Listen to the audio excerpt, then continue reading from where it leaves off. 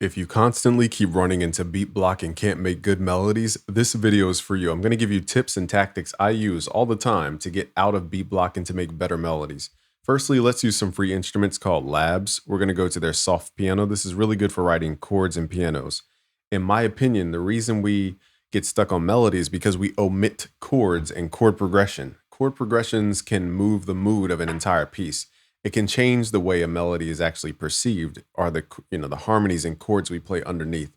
So it's so important to understand chords firstly before we start hopping into melodic ideas and concepts, in my opinion.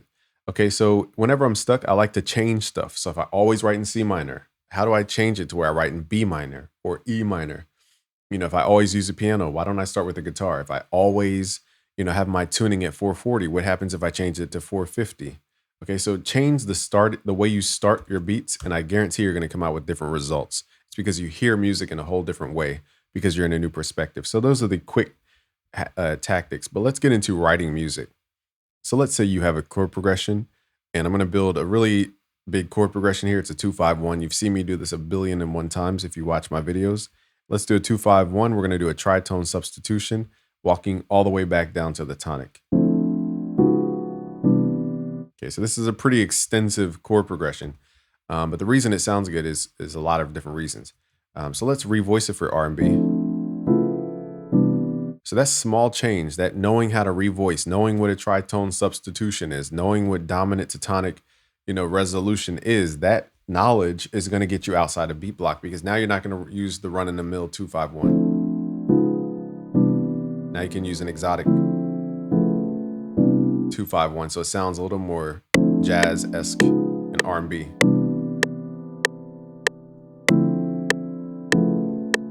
Another tool people overlook in FL Studio 20.1, they have a new update so where you can now add these scripts. This is a humanized script that offsets the time and it offsets the velocity of your chord, so it sounds more human-like. Now be careful for overlapping notes. If you have an overlapping note, just grab your slice tool, hit shift, and then right-click, okay, to correct any overlapping notes.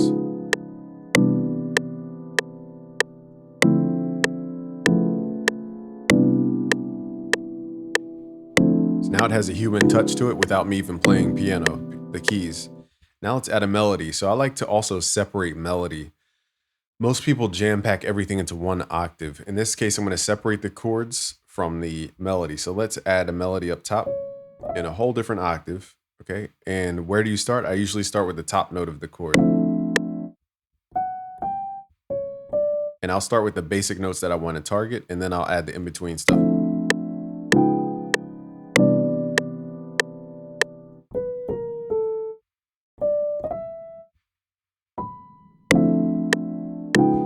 Hit Control L, fill in that gap. Okay, so now you can fill in all the in-betweens. So the question is, how do you go from E to G? There's no specific way, but you could use half steps in this case.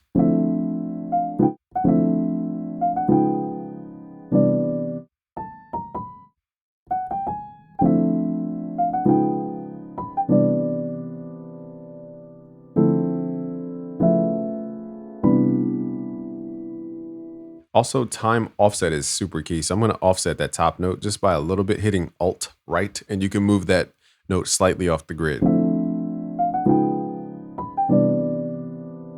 Also, overlap your notes. It's another way to make your stuff sound cooler.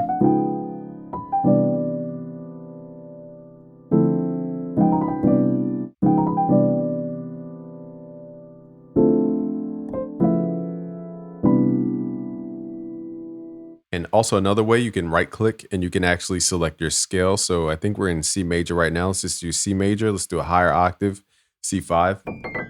And I can now add notes over top. I like to write in major pentatonic whenever I'm in a major key.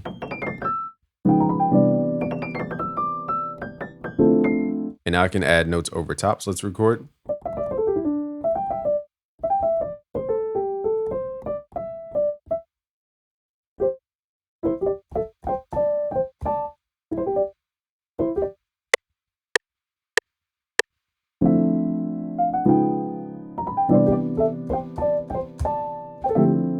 Okay, so you can add little stuff like that.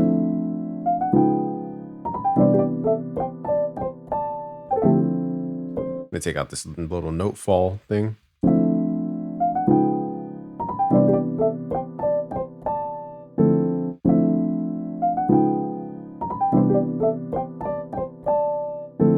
Okay, so that's how you add the final touch to your melodies.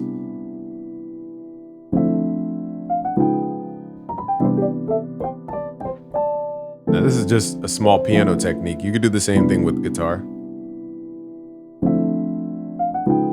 Okay, so understanding chords is really the understanding of melody. Without good harmony, you don't really have any foundation for your melody to sit on. So now you can go back, I meant to say, and change out the voicing of these chords to create a different emotion.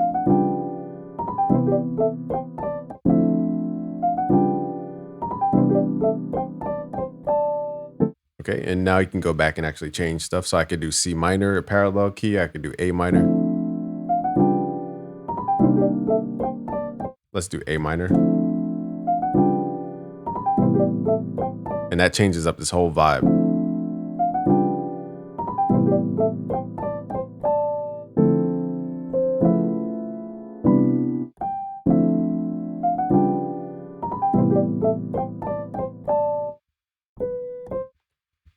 Then we're gonna do dun.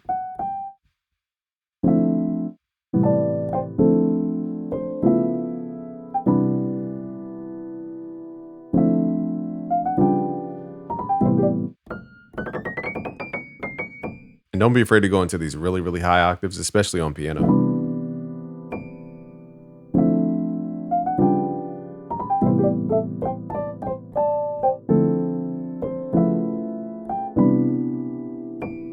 Okay, so let's copy the same exact structure and just change out the chords underneath to get a different vibe. So instead of our C major, let's do an augmented chord here.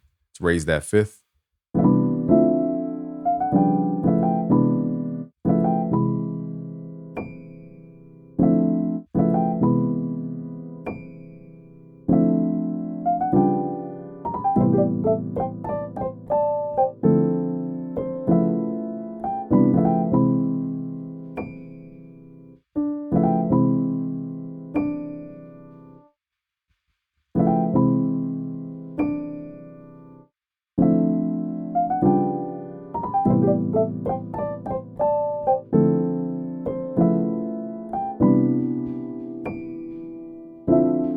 My ear was here. Dun, dun, dun.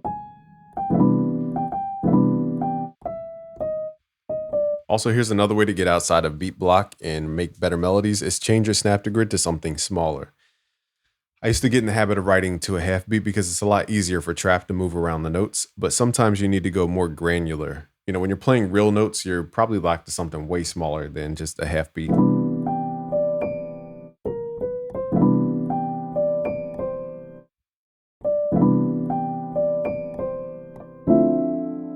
Also, when you're writing your melody, think about repeating notes with rhythm. I know I'm saying basic stuff, but these are the things that people overlook and they're wondering why their melodies don't sound right. Rhythm, just repeating a note,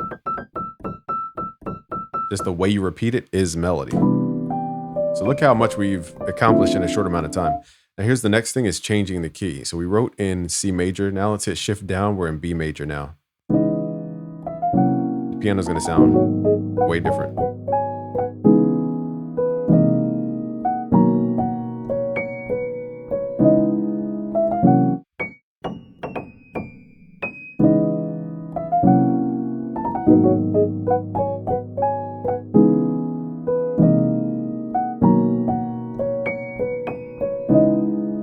So notice how when you separate the sections of melody into lows, highs, and the middle, now everything can be separated mentally, and it's a lot easier to think about your ideas as just separate concepts stacked on top of each other. Now we're going to go back and actually change the sound. So there's different pianos that we can tap into for labs. This doesn't give the same vibe.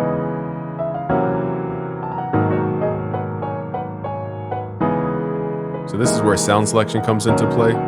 Even though we're playing the same exact notes, it does not give the same vibe.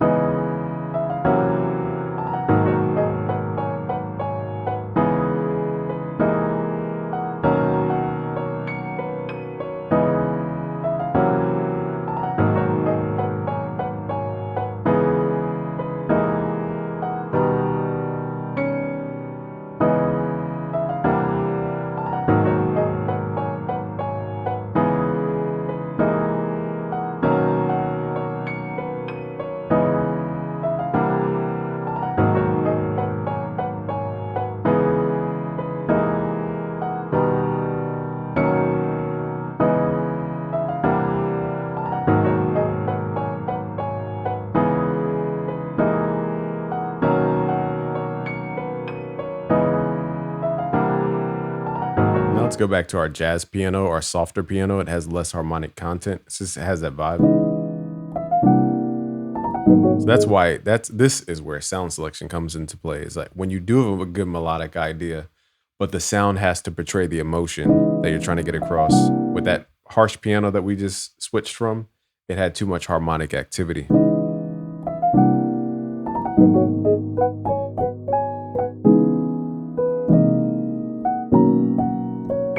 Let's keep changing the key, hitting shift up and down to find a different vibe.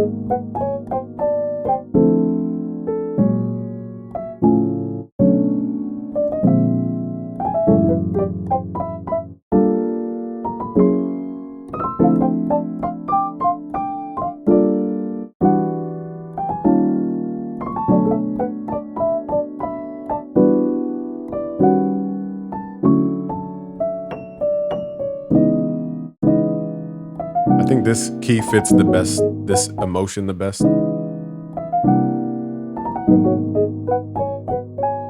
Okay, so that is how you write better melodies. If you want to learn all this, there's a magic to it. Just go to busyworksbeats.com/music theory magic. I'll show you how to build melodies that create emotions, chord progressions that create emotions, the science behind this. There's a technique to this. Just go to busyworksbeats.com/music theory magic. I'll leave a link below. Peace out, guys.